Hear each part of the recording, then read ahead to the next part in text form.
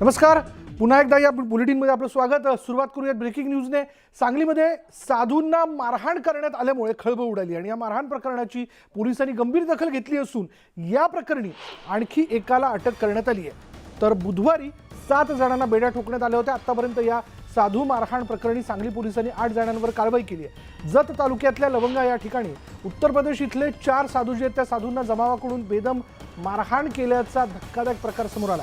कर्नाटकमधून पंढरपूरकडे देवदर्शनासाठी जात असताना रस्ता विचारण्यासाठी थांबलेल्या साधूंना मुलं चोरणारी टोळी समजून बेदम मारहाण करण्यात आली होती। आणि याचबद्दल अधिक माहिती आपण जाणून घेऊयात। आमचे प्रतिनिधी आसिफ मुरसल आता क्षणाला आपल्या बरोबर आहेत। आसिफ, काय अपडेट? विशाल, एकूण बघितलं तर देवदर्शनात आलेले उत्तर प्रदेश आलेले साधू होते, 4 साधू। त्यांना मुलं चोरणार टोळी समजून लवंगा येथे जत तालुक्यातील लोकांनी काही मारहाण केली। या प्रकरणी जर साधूंनी काही तक्रार दिली नसली तरी पोलिसांनी सुमोठी कारवाई म्हणून काल गुन्हा दाखल केला आणि या प्रकरणी या अगोदर 7 जणांना अटक करण्यात आली आणि यामध्ये आणखी एकाला अटक केली आहे। एकूण 8 लोकांना अटक करण्यात आली आहे, तर 22 लोकांवर गुन्हे दाखल करण्यात आले आहेत। कारण का लोकांना कोणतर वचक बसावा या दृष्टिकोनातून या पोलिसांनी कारवाई केलेली आहे आणि लोकांच्या समोर सध्या जी काही साधूंना मारहाण केली त्या घटनेचं सगळीकडून निषेध होत आहे। विशाल, धन्यवाद आसिफ या सगळ्या माहितीबद्दल। आतापर्यंत या प्रकरणामध्ये जर आपण पाहिलं, पोलिसांनी केलेल्या कारवाईत 8 जणांना अटक करण्यात आलेली आहे। आणखीन काही लोकांचा शोध जो आहे तो घेतला जातोय। पुढे पाहूयात, वेदांता फॉक्सकॉन प्रकल्प गुजरातला गेल्यामुळे राज्यात राजकीय कलगीतुरा रंगल्याचं पाहायला मिळालं। दोन्ही बाजूने आरोप प्रत्यारोपांची मालिका सुरू झाली असली तरी महाराष्ट्रात येऊ घातलेला हा प्रकल्प गुजरातला का गेला याचं उत्तर मात्र कुणाकडेच नाही। वेदांता फॉक्सकॉन वरून राजकीय सामना, सत्ताधारी आणि विरोधकांमध्ये आरोप प्रत्यारोप। मुख्यमंत्री आणि उपमुख्यमंत्री महाराष्ट्राच्या रोजगाराचा प्रश्न हा सोडवला पाहिजे। महाराष्ट्रातल्या युवकांचं प्रचंड नुकसान त्यांनी केलेलं आहे। वेदांता फॉक्सकॉन वरून शिंदे सरकारची कोंडी। राज्यात येऊ घातलेला वेदांता फॉक्सकॉन प्रकल्प गुजरातमध्ये गेल्यानं राज्यातील राजकीय वातावरण चांगलंच ढवळून निघालंय। विरोधकांनी या मुद्द्यावरून सत्ताधारी शिंदे फडणवीस सरकारला धारेवर धरलंय। शिंदे सरकारच्या नाकर्तेपणामुळे वेदांता फॉक्सकॉन प्रकल्प गुजरातला गेल्याची टीका विरोधकांनी सुरू केली आहे। महाराष्ट्राच्या माननीय मुख्यमंत्री आणि उपमुख्यमंत्री यांनी तातडीने त्यांचे जे हॉस्पिटॅलिटीचे आणि जे दौरे आहेत ते बंद करून महाराष्ट्राच्या रोजगाराचा प्रश्न हा सोडवला पाहिजे। जे स्पर्धेमध्ये 3 राज्य होते त्याच्यात गुजरात नव्हतंही, अशा वेळेस गुजरातला जातोय। मला वाटतं की कुठेतरी गुजरातचं मन सांभाळण्याकरता हे आपलं सरकार काम करतंय असं म्हणलं तरी वावगं ठरणार। महाराष्ट्रातल्या युवकांचं प्रचंड नुकसान त्यांनी केलेलं आहे। विरोधकांनी टीकेची झोड उठवल्यानं शिंदे सरकारची चांगलीच कोंडी झाल्याचं पाहायला मिळतंय। त्यामुळेच आता राज्य सरकारकडून या प्रकरणी सारवासारव करण्याचा प्रयत्न केला जातोय। तर मुख्यमंत्री एकनाथ शिंदेनी पूर्वीच्या ठाकरे सरकारला दोषी धरलंय। मागच्या सरकारनं योग्य प्रकारे पाठपुरावा केला नसल्याचा आरोप शिंदेनी केलाय।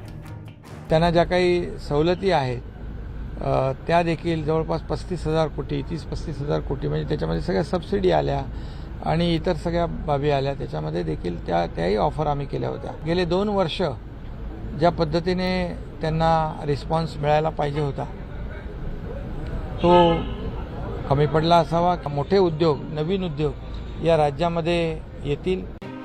खरं तर आता वेदांता फॉक्सकॉन प्रकरणी राज्य सरकारकडून कितीही दावे प्रतिदावे केले जात असले तरी हा प्रकल्प हातून गेल्याची खबर राज्य सरकारला नव्हती। कारण शिवसेनेनं आक्रमक भूमिका घेतल्यानंतर राज्य सरकारला जाग आली आणि त्यानंतर हालचालींना वेग आला। आता केंद्र सरकारशी चर्चा करून हा प्रकल्प पुन्हा महाराष्ट्रात आणण्यासाठी प्रयत्न केले जाणार असल्याचं राज्य सरकारकडून सांगितलं जात आहे। तसंच आगामी काळात यावरून सत्ताधारी आणि विरोधकांमध्ये राजकारण होत राहील।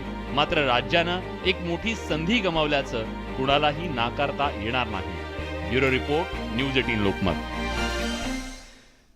वेदांता फॉक्सकॉन प्रकरणावर आता शिंदे सरकारची कोंडी करण्याचा प्रयत्न विरोधकांकडून केला जातोय। शिंदे सरकार दिल्लीच्या इशाऱ्यावर काम करत असल्याची टीका महाविकास आघाडीच्या नेत्यांकडून केली जाते।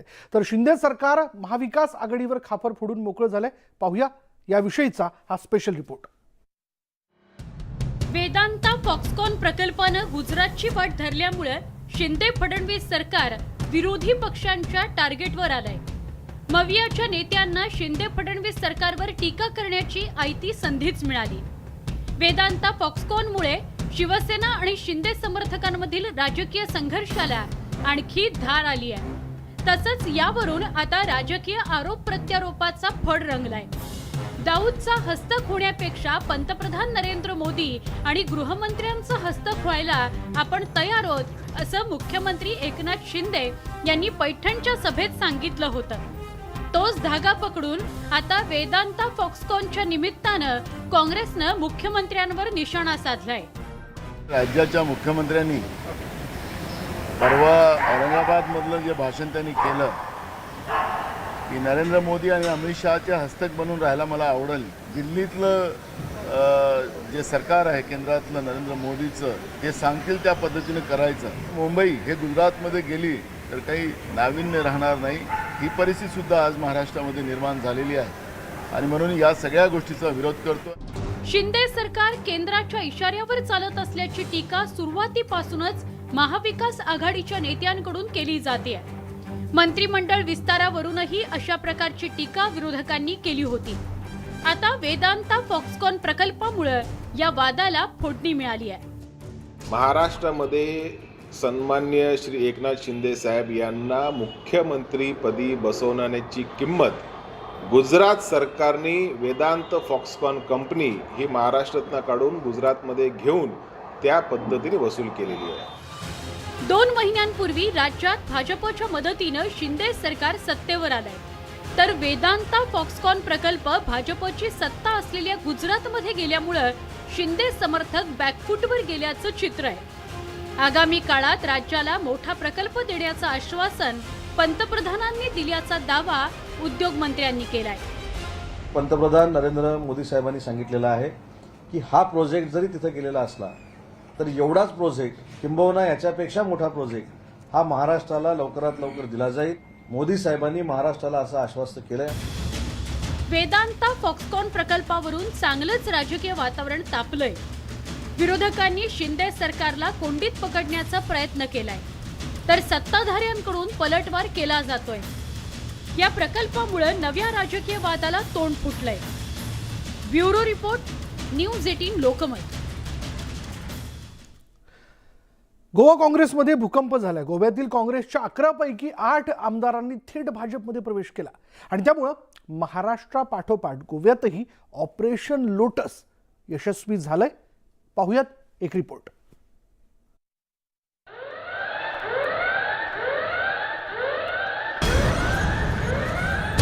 गोवा काँग्रेसमध्ये भूकंप. काँग्रेसला मोठं भगदाड. एकीकडे काँग्रेसची भारत जोडो यात्रा तर गोव्यात काँग्रेस छोडो अभियान. गोवा काँग्रेसचे 11 पैकी 8 आमदार भाजपमध्ये.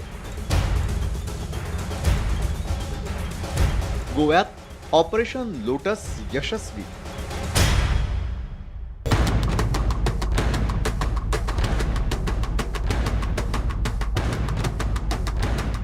एकीकडे देशात काँग्रेस पक्षाला उभारी देण्यासाठी भारत जोडो यात्रा अभियानाची सुरुवात झाली आहे. काँग्रेस नेते राहुल गांधी यांच्या नेतृत्वाखाली तमिळनाडू इथून या यात्रेचा शुभारंभ झालाय.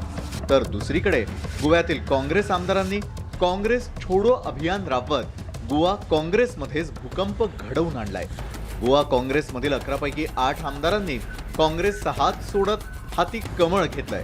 त्यामुळे हा पक्ष प्रवेश गोवा काँग्रेसला फार मोठा धक्का समजला जातोय. तर मुख्यमंत्री प्रमोद सावंतांचं नेतृत्व आणखी प्रखरपणे उभरून आलेलं आहे. तर गोवा भाजपला आणखी बळ मिळाल्याचं बोललं जात आहे. गोव्याचे मुख्यमंत्री प्रमोद सावंत आणि गोवा भाजपचे प्रदेशाध्यक्ष सदानंद तनावडे यांच्या संयुक्त पत्रकार परिषदेत बुधवारी दुपारी या 8ही काँग्रेस आमदारांनी भाजपचं कमळ हाती घेतलंय. गोवा भाजप अध्यक्षांनी त्यांचं भाजपत स्वागत करताना मोदींच्या नेतृत्व आणि विकासावर विश्वास व्यक्त केल्याचं म्हटलंय. गोंया भितर ज्या तरेन देशभरा भितर भारतीय जनता पार्टी बऱ्या तरेन काम करता केंद्राक आनी गोंयांत, आनी ताका लागून देशभर मोठ्या प्रमाणात वेगवेगळ्या राजकीय पार्टींचे पुढारी हे भारतीय जनता पार्टीत प्रवेश करतात. गोव्यातील काँग्रेसच्या 11 पैकी 8 आमदारांच्या भाजप प्रवेशामुळे काँग्रेसचे 2/3 आमदार भाजपत गेलेत. त्यामुळे त्यांच्यावर पक्षांतर बंदीचा कायदा लागू पडणार नाही. माननीय पंतप्रधान नरेंद्र मोदीजी हांचे विजन जे आसा नवभारत निर्माण करप आनी गोंयच्या विकासा खातीर ते सरकारात ते आयल्या, तांच्यांनी सपोर्ट केला. हांव तांच्या सगळ्यांचे स्वागत करता. देशा बरोबर गोंय बी फुडें व्हरपा खातीर सातत्यान तांचो तेंको हो निश्चितच रित्या गोंयच्या विकासात एक ऐतिहासिक निर्णय ठरतलो. गोवा विधानसभेमध्ये एकूण 40 सदस्य संख्या आहे. गोवा विधानसभेत सध्या काँग्रेसच्या 8 आमदारांच्या भाजप प्रवेशामुळे भाजपचं संख्याबळ 20 वरून थेट 28 वर पोहोचलं, तर काँग्रेसकडे 11 वरून फक्त 3 आमदार उरले. त्याशिवाय महाराष्ट्र गोमंतकवादी पक्षाकडे 2, गोवा फॉरवर्ड पक्षाचा 1 आमदार आहे, तर अन्य पक्षांकडे 6 जागा आहेत. भ्रष्टाचाराच्या माध्यमातून पैसा गोळा करायचा आणि पैशाच्या भरोशावर देशामध्ये राजकारण जे सुरू आहे त्याचा प्रत्यय आहे. याला काही आता वेगळं या पद्धतीचा हा चमत्कार झालेला आहे असं कोणी मानायचं गरज नाही. हे भाजपची जी घाणेरडीची राजकारणाची परंपरा आहे त्या परंपरेचं हे दर्शन आहे. जुलै महिन्यात देखील भाजपनं काँग्रेसच्या आमदारांना गळाला लावण्याचा प्रयत्न केला होता. त्यावेळी 11 पैकी 5 आमदारांच्या भाजप प्रवेशाची चर्चा रंगली होती. मात्र काँग्रेसनं वेळीच सतर्कता दाखवत ही गळती थांबवली होती. मात्र अखेर सप्टेंबरमध्ये भाजपला गोवा काँग्रेसमध्ये दाढ पाडण्यात यश आलं आणि गोवा भाजपचा गड आणखी भक्कम झालाय. एकीकडे राहुल गांधी देशात भारत जोडो यात्रा काढाय आणि त्या दरम्यान काँग्रेसचे 8 आमदार भारतीय जनता पक्षासोबत जात असल्यामुळे काँग्रेसच्या भारत जोडो यात्रेला देखील धक्का बसलेला आहे. नवी दिल्लीहून व्हिडिओ जर्नलिस्ट विकाससह प्रशांत रामदास, न्यूज 18 लोकमत. यानंतर बघूयात मुंबई महापालिकेसह इतर महापालिका निवडणुकांचे पडगम वाजायला सुरुवात झाली. युती आणि आघाडीनं त्या दृष्टीनं जमवाजमव करायला सुरुवात केली आहे, तर मनसेनं एकला चलो रे अशी भूमिका घेतली आहे. मात्र मनसे छुपी युती करणार असल्याची चर्चा जोरात सुरू आहे. पालिका निवडणुकांचे पडघम, स्वबळावर मनसे दाखवणार ताकद. ना आघाडी ना युती, मनसेची वेगळी रणनीती. निवडणुकीत यशाचा वेगळाच फॉर्म्युला. मनसेचा विधानसभेत अवघा एकच आमदार, मात्र राज ठाकरेंचा करिश्मा अजूनही कायम आहे. त्यामुळे मनसेची साथ सर्वांना हवी आहे. मनसेनं एकला चलोरीची भूमिका घेतली. मात्र राज्यात सत्तांतर झाल्यानंतर राज ठाकरेंनी देवेंद्र फडणवीसांना पत्र लिहिलं. फडणवीसांनी शिवतीर्थ गाठून राज ठाकरेंची भेट घेतली. त्यामुळे दोन्ही पक्षांची जवळीक वाढली. तर एकनाथ शिंदेंचा गट मनसेत विलीन करण्याची ही चर्चा प्रचंड गाजली. त्यातून गणेशोत्सवात एकनाथ शिंदेंनी शिवतीर्थावर राज ठाकरेंची भेट घेतली. त्यामुळे मनसे भाजपच्या गोटात सामील होणार की शिंदेंसोबत हात मिळवणी करणार याकडे सगळ्यांचं लक्ष लागलं होतं. सध्या महानगरपालिका असेल, मुंबई असेल, नवी मुंबई असेल किंवा मग अन्य कुठल्या महानगरपालिका असेल, ठाणे असेल, कल्याण डोंबिवली असेल, संभाजीनगर असेल, सगळीकडे जेवढ्या जागा आहेत त्या सर्व लढवण्याच्या दृष्टीने तयारी करण्याचे आदेश हे राजसाहेबांनी दिलेले आहेत. त्याप्रमाणे आम्ही सर्व पदाधिकारी म्हणून त्याची तयारी करतोय. राज्यात आतापर्यंतच्या सर्व निवडणुका मनसेनं स्वबळावर लढल्या. त्यामुळे अनेकदा यश आणि अपयशाला मनसे सामोरी गेली. 2009च्या विधानसभा निवडणुकीत मनसेचे 13 उमेदवार निवडून आले. 2012च्या पालिका निवडणुकीत मनसेनं चमत्कार घडवला. मुंबई महापालिकेत 27 उमेदवार निवडून आले. नाशिक महापालिकेत मनसेनं 40 जागा जिंकल्या. पुण्यात 29 नगरसेवक महापालिकेत पोहोचले. मात्र 2014 पासून मनसेची घसरण सुरू झाली. 2014 मध्ये मनसेचा एकच उमेदवार विधानसभेत पोहोचला. 2017च्या महापालिका निवडणुकीत मनसेचा धुव्वा उडाला. 2019 मध्येही मनसेचा एकच उमेदवार विधानसभेत पोहोचला. राज्यात झालेलं सत्तांतर, शिवसेनेतून वेगळे झालेले शिंदे समर्थक यामुळे राजकीय समीकरणं बदलली आहेत. मनसेच्या नेत्यांना स्वबळावर निवडणुकीच्या तयारीला लागण्याचे आदेश देण्यात आले. मात्र राजकारणात कधीही काहीही घडू शकतं. त्यामुळे मनसे छुपी युती करण्याची शक्यता नाकारता येत नाही. मनसेअध्यक्ष राज ठाकरे यांची भाजप आणि खास करून मुख्यमंत्री एकनाथ शिंदे यांच्याबरोबर जवळीक वाढताना आपल्याला पाहायला मिळते. यातच मनसेअध्यक्ष राज ठाकरेंनी नेत्यांना स्पष्ट असे आदेश दिलेले आहेत की येणाऱ्या महानगरपालिकांच्या निवडणुका या स्वबळावरतीच लढण्याच्या तयारीला लागा. त्यामुळे येणाऱ्या महानगरपालिका मनसे स्वबळावरती लढणार का याकडेच आता सगळ्यांचं लक्ष लागलेलं आहे. Video journalist Sandeep पवारसह Vishal Patil, news 18 Lokmat, Mumbai. यानंतर पाहूया उच्च न्यायालयाच्या औरंगाबाद खंडपीठाने अब्दुल सत्तार यांना जोरदार झटका दिलाय. बाजार समितीच्या जागेप्रकरणी हस्तक्षेप केल्याप्रकरणी ही नोटीस बजावण्यात आली आणि त्यामुळे सत्तारांचे ग्रह फिरलेत का असंच म्हणायची वेळ आली आहे का, अशी एकच राजकीय चर्चा रंगली आहे. अब्दुल सत्तारांना जोरदार झटका. औरंगाबाद खंडपीठानं फटकारलं. सत्तारांच्या निर्णयाला दिली स्थगिती. टीईटी प्रकरणातही होते अडचणीत. सत्तारांचे ग्रह फिरले. कृषी मंत्री अब्दुल सत्तार यांचे ग्रह सध्या फिरलेत असं म्हणायला हरकत नाही. कारण ऐन मंत्रिमंडळ विस्ताराच्या काळात टीईटी प्रकरणात सत्तारांचं नाव चर्चेत आलं होतं. तसंच मध्यंतरी उपमुख्यमंत्र्यांनी योजना परस्पर घोषित केल्यामुळे सत्तारांना सुनावल्याचंही समोर आलं होतं.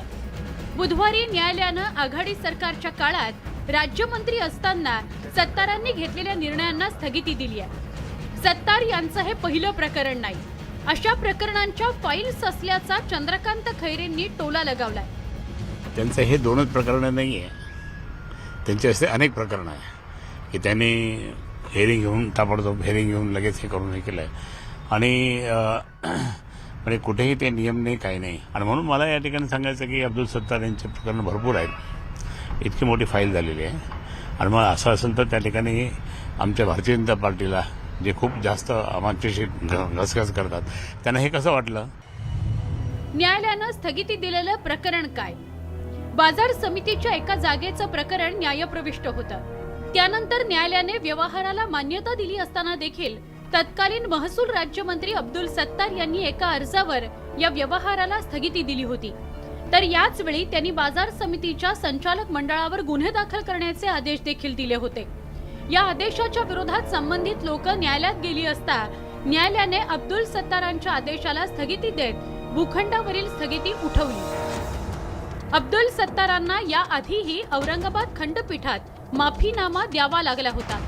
सावंगी इथल्या एका शेतजमिनीच्या प्रकरणात नायब तहसीलदारानं निवाडा दिला असतानाही अब्दुल सत्तारांनी तक्रारीवरून त्या निवाड्याला स्थगिती दिली आणि प्रकरणाची चौकशी लावलेली होती. त्यावेळी ते प्रकरणही खंडपीठात गेलं होतं. त्यावेळीही खंडपीठानं सत्तारांना खडसावलं होतं आणि सत्तारांनी खंडपीठात माफीनामा दिल्यानंतर ते प्रकरण मिटलं होतं. अब्दुल सत्तार यांच्या या वारंवार चुकीच्या आदेशामुळे शासनाचे नाव सुद्धा खराब होत आहे. माझी मागणी आहे की शासनाने अशा मंत्र्याचा राजीनामा द्यावा, कारण वारंवार कोर्टामध्ये माफीनामा मागणे, कोर्टाने फटकारणे हे शासनासाठी कुठेतरी अत्यंत लाजिरवाणी गोष्ट आहे. सत्तारांची ओळख ही एक प्रकारचा फायर ब्रँड नेता आणि बिनधास्त नेता म्हणून आहे. मात्र कधी कधी ते त्यांच्या बोलगेहुडेपणामुळे अडचणीत येतात. शिवाय न्यायालयाकडूनही त्यांना चपराक मिळाल्यामुळे भविष्यात त्यांनी आपल्या कॅबिनेट मंत्रीपदाला जपत तारतम्य बाळगणं गरजेचं आहे, असंच काहीसं त्यांच्या हितचिंतकांचं म्हणणं असणार. अब्दुल सत्तार यांचे बिनधास्त व्यक्तिमत्व असल्यामुळं ते अनेक वादग्रस्त वक्तव्य सतत करत असतात आणि त्यानंतर त्यांना अनेक अडचणीसुद्धा आलेल्या आहेत. आताही आपल्या अधिकारात नसताना त्या प्रकरणामध्ये स्थगिती देणे किंवा त्याची पुन्हा चौकशी लावणे, याचमुळं अब्दुल सत्तारांना यंदाही कोर्टाने फटकारलंय. आता कृषी मंत्री आहेत, त्यामुळे यापुढे अब्दुल सत्तारांनी विचार करून बोलणं गरजेचं आहे. सुधीर जाधवसह सिद्धार्थ गोदाम, न्यूज 18 लोकमत, औरंगाबाद. राज्यातल्या सत्तांतरानंतर मंदिरं आणि संस्थांवरील विश्वस्त मंडळांमध्येही बदल होणार असल्याचं स्पष्ट झालंय. सिद्धिविनायक ट्रस्टवरील कार्यकारी मंडळ बरखास्त करण्यासाठी अध्यादेश काढण्याची शक्यता वर्तवली जाते.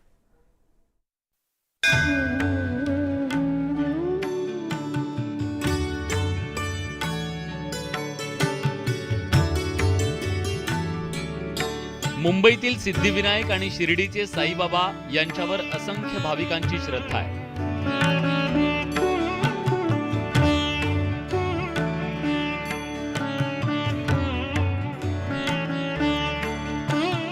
या दोन्ही ठिकाणी लाखो भाविक दर्शनासाठी येत असतात. भाविक देवाच्या पायावर मस्तक टेकवण्यासाठी येतात, तर या मंदिराच्या ट्रस्टवर विश्वस्त म्हणून नेमणूक व्हावी यासाठी राजकारण्यांसह समाजातील प्रतिष्ठानचे प्रयत्न सुरू असतात. राज्य सरकारकडून विश्वस्त मंडळाची नियुक्ती केली जाते. महाविकास आघाडी सरकारकडून श्री सिद्धिविनायक गणपती मंदिर ट्रस्टवर विश्वस्तांची नियुक्ती केली होती. त्यात आदेश बांदेकर यांचाही समावेश होता. आता या नियुक्त्या रद्द करण्यासाठी राज्य सरकार अध्यादेश काढण्याची शक्यता आहे. मात्र 3 वर्ष ट्रस्टवरील कार्यकारी मंडळाचा कार्यकाळ असतो. परिणामी ते बरखास्त करता येत नाही, अशी तरतूद कायद्यात करण्यात आली आहे.